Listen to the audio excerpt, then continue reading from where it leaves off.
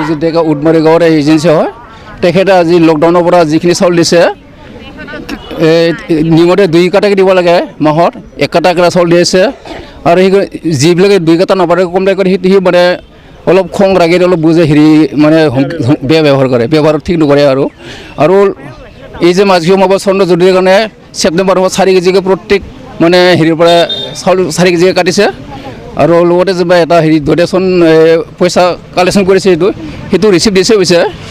সেইটো আমি না কৰা নাই কিন্তু সেই যে 4 কেজি চাউল কাটি দিছে সেইটো কিয় কাটিছে মোক বেয়া এইটো অফিচটো চুলিটো কাটিব নালাগে লৈ গৈছে আৰু কিন্তু সেইবিলাক চাউলতেও মানে এইটো ভৰিব লাগে নিয়মতে আৰু আমি ভাবোঁ আমাৰ উডমাৰী অঞ্চলৰ এই যিখিনি এই সমবায় এজেঞ্চিৰ উজিত ডেকা মানে ৰাইজে কৈ আছে যে তেওঁৰ এজেঞ্চি আমাক সলাই দিব লাগে বেলেগ এজন দিব লাগে সেইটো কথা কৈ আছে আৰু তেওঁ মানে যিটো মিছবিহেভিয়াৰ বা বেয়া ব্যৱহাৰৰ কাৰণে ৰাইজে সন্তুষ্টি হোৱা নাই এই সন্দৰ্ভত আপোনালোকৰ সমবায়ৰ কৰ্তৃপক্ষ বা যি বিষয়ববীয়া চৰকাৰী বিষয়ববীয়া তেখেতসকলক অৱগত কৰোৱা হোৱা নাই নেকি আপোনালোকে আমি তেনেকুৱা হেৰি উজিত ডেকাটো হেৰি কৰিলে সেই মানে খং উঠি দিয়ে না সেইটো কাৰণে যেনিবা কোনে আমাৰ সাহ কৰা নাছিলে কিন্তু এইবাৰ আমি প্ৰথমে মাজুলী সমবায়ত আমি এখন হেৰি দৰখাস্ত কৰি আমি কমপ্লেইন দিয়া হৈছে আৰু লগতে আমি সাব ডিভিজনৰ যিটো ফুড ইনস্পেক্টৰ চাপ্লাইত আমি তাতো এপ্লাই কৰিম তাৰপিছত লগতে আমি আৰু হয়তো প্ৰয়োজন হ'লে ডিচিলৈকে আমি যাব লাগিব হ'ব পাৰে এতিয়া আপোনালোকে কি বিচাৰে প্ৰকৃততে আমি যেনিবা যিখিনি চাউল আমাৰ হেৰি আগতে মানে দিয়া নাই সেইখিনি চাউল সম্পূৰ্ণ লাগে আৰু তাৰোপৰি আমাৰ উজিত ডেকাক এই এজেঞ্চিৰ পৰা মানে বাদ দিব লাগে বা কেঞ্চেল কৰিব লাগে এই ধন্যবাদ আমি যিটো নেকি উজিত ডেকা আমি কমপ্লেইন দিছিলোঁ তাৰ কমপ্লেইন দিয়াৰ অলপ পিছৰ দিনাখনে সেই নিজকে মিডিয়া মাতি পেলাই বেলেগৰ মানে বেলেগ গাঁৱৰ ল'ৰা উজিত ডেকাৰ এজেঞ্চিৰ এই কাষ্টমাৰ নহয় আৰু তাৰমানে তেখেতে বেলেগ গাঁৱৰ তেখেতে মানে তেখেতসকলক আনি পেলাই যেনিবা মিডিয়া আনি পেলাই উল্টাকৈ অভিযোগ মানে আমাৰ পাব্লিকৰ হেঁচাই দিব হৈছে আৰু আমি সেইটো মানে সুযোগ সেইকাৰণে আজি আমি এই মাজুলী সমবায় অফিচত আহিছোঁ আৰু উপৰি এই যে যিটো আজিকালি চাউল দিলে চবৰে মানে ফিংগাৰপ্ৰিণ্ট লয় ফিংগাৰপ্ৰিণ্ট কিন্তু নোলোৱাকৈ মানে চাউলটো দি থাকে সি কেনেকৈ দিয়ে আমিতো ফিংগাৰপ্ৰিণ্টটো দিয়াৰ পিছত এটা শ্লিপ ওলাই আহে সেই শ্লিপটো আমি নাপাওঁ সেই চাউলটো দিয়াটো সত্য হয়নে নহয় আৰু তাৰোপৰি তেওঁৰ দোকানত যিমান ৰেচন কাৰ্ডৰ আছে উপৰঞ্চি মানে ফেমিলিৰ হেৰি নাম আছে তেখেতসকলৰ নামৰ হয়তো কিজনী চাউল কাটি আনি দিয়ে সেই চাউলবিলাকক সি নিজে কিন্তু বাজেয়াপ্ত কৰিব পাৰে ধন্যবাদ আমাক প্ৰতি মাহে চাউল 2 কাটাকৈ দিব লাগে উজিত ডেকা আমাক দিয়া নাই 1 কাটাকৈ দি আছে কিন্তু আমাক বুকখনত আমাক 2 কাটাৰ কিবা লিখি আছে 2 কাটা দিয়া লিখি আছে সেইকাৰণে আমাৰ গোটেই মহিলাসকলে আমাৰ ৰাইজে উঠি পৰি লাগিছে যে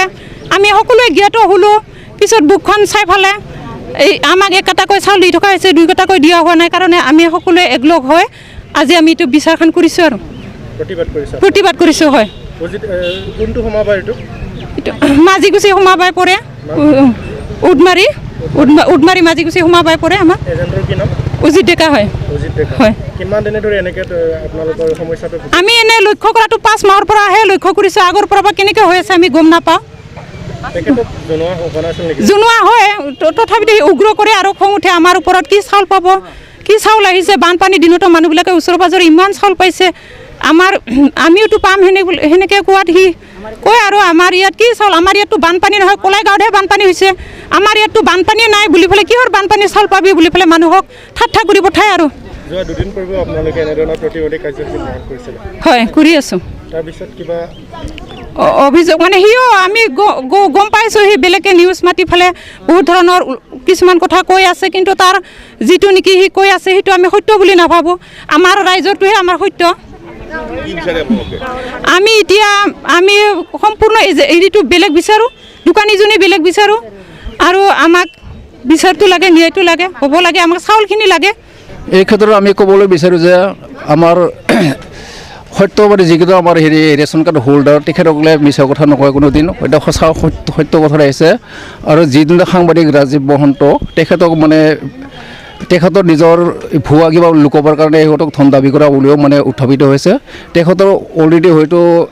সেই প্ৰথমটো নিউজটো ওলোৱাৰ পিছত তেওঁৰ মাথাটো হয়তো বিকৃত হ'ব পাৰে সেইকাৰণে আৱলটো এনেকৈ বকিছে আৰু লগতে তেখেতে যেনিবা অন্য বেলেগ সামৰিয়াই আনি পেলাই মানে পৱন নাথ বুলি এজন সাংবাদিক আনিছিলে তেখেতসকলক মানে ঘৰৰ 4জন বা 5জন বংশীয় মানুহ আৰু অন্য ঘৰ মানুহ কেইজনমানক বোলে আমাৰ উজিত ডেকাৰ এজেঞ্চিৰ মানে ৰেচন কাৰ্ড হোল্ডাৰবিলাকক মানে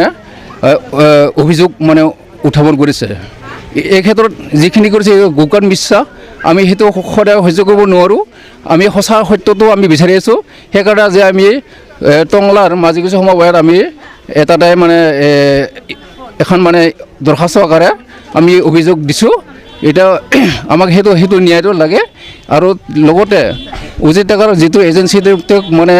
কেঞ্চেল কৰিবলৈ অন্য মানুহক দিয়াটো আমি বিচাৰোঁ আৰু লগতে যিমান কিখিনি চাউল আমাক নিদিলে সেইখিনি চাউলখিনি আমাক সম্পূৰ্ণ লাগিব তাৰমানে এতিয়া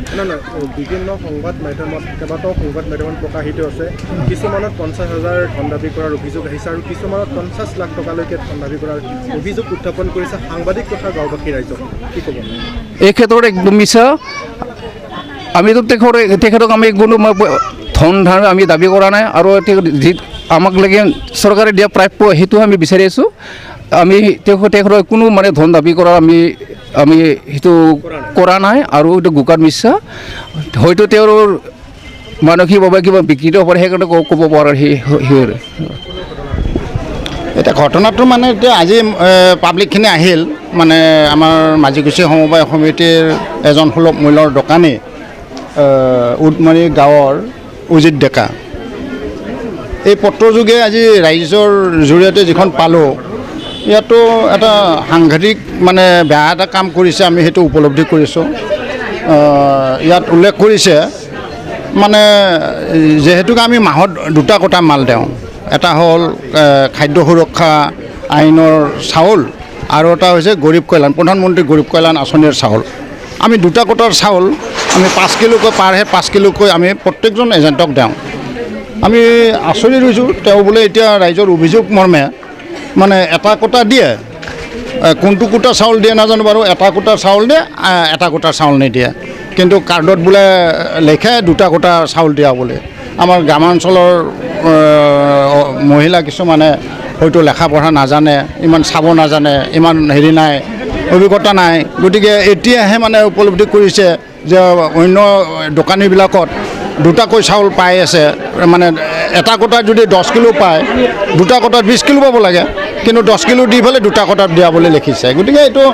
এইটো মানে যিটো কাম কৰিছে এইটো গ্ৰহণযোগ্য নহয় আমাৰ ফালৰ পৰা গ্ৰহণযোগ্য নহয় কাৰণ আমিও যিটো তেওঁ মানে হেৰি কৰিছে বেয়া কাম কৰিছে এইটো আমিও আঘাত পাইছোঁ আমি মাজিকুছি সমবায় সমিতি হিচাপেও আমি আঘাত পাইছোঁ কাৰণ তেওঁ দুৰ্নীতি কৰিছে হয়তো কিছুমানে এনেকুৱা ভাবিব যে মাজিকুছি সমবায়েই দুৰ্নীতি কৰিছে তাৰ কাৰণে এজেণ্টজনে দুৰ্নীতি কৰিছে কিন্তু আমিতো আৰু প্ৰত্যেকজন এজেণ্টকে আমি সময়মতে চাউলটো দিছোঁ এইটোতো আৰু তেওঁলোকে ক'ব নোৱাৰে যে বা মানে যিজন এজেণ্ট উজিত ডেকা তেওঁতো ক'ব নোৱাৰে যে মোক এটা কোটাহে চাউল দিছে এইটো ক'ব নোৱাৰে আমাৰ সকলোবিলাক ডকুমেণ্ট থাকে গতিকে এইটোত মই ভাবিছোঁ যে এনেধৰণৰ আকৌ তেওঁ এজন বোলে মানে এজেণ্ট সন্থাৰ লিডাৰ বুলিও শুনিছোঁ ডিষ্ট্ৰিক্টৰ গতিকে তেওঁই যদি তেনেধৰণৰ কৰিব পাৰে গতিকে অন্য এজেণ্টে এটা সাহস পায় তেনেকুৱা দুৰ্নীতি কৰাৰ কাৰণে কেলেংকাৰী কৰাৰ কাৰণে নিশ্চয় এইটো ব্যৱস্থাটো ল'বই লাগিব কাৰণ পেটৰ তাৰণাত ৰাইজখিনি আজি যিখিনি আহিছে বহু পেটৰ তাৰণাত আহিছে এনেই দৌৰে নাই আমি সেইটো ভাল ধৰণে উপলব্ধি কৰোঁ আমি এফচিআইৰ পৰা মালখিনি আনো আমাৰ গোডাউনত আকৌ গোডাউনৰ পৰা এজেণ্টক দিওঁ কেতিয়াবা আমাৰ গোডাউনত আমাৰ 10টা 12টা বাজি যায় আমি বহু কষ্ট কৰোঁ চাউলখিনি সিহঁতৰ ঘৰত নিওঁ মানুহ তেওঁলোকে মাত্ৰ বিতৰণহে কৰিব লাগে গতিকে কষ্টখিনি কিন্তু আমি কৰোঁ গতিকে তেওঁলোকে এনেধৰণৰ ঘৰত খালি বিতৰণ কৰাতেই যদি তেনেকুৱা কৰে তেনেহ'লে উচিত ব্যৱস্থাটো পাব লাগে আমাৰ ৰাইজে এতিয়া কৈছে যে এজেণ্টজন সলনি কৰি দিব লাগে এজেণ্টজন সলনি কৰাৰ দায়িত্বটো আমাৰ নহয় ৰাইজে এইটো সলনি কৰিব লাগিব কৰিলে আৰু ৰাইজে যোগান বিভাগৰ লগতো যোগাযোগ কৰি এইটো ব্যৱস্থা নিশ্চয় গ্ৰহণ কৰিব লাগিব আৰু তাত আমি সম্পূৰ্ণ সমৰ্থন আগবঢ়াম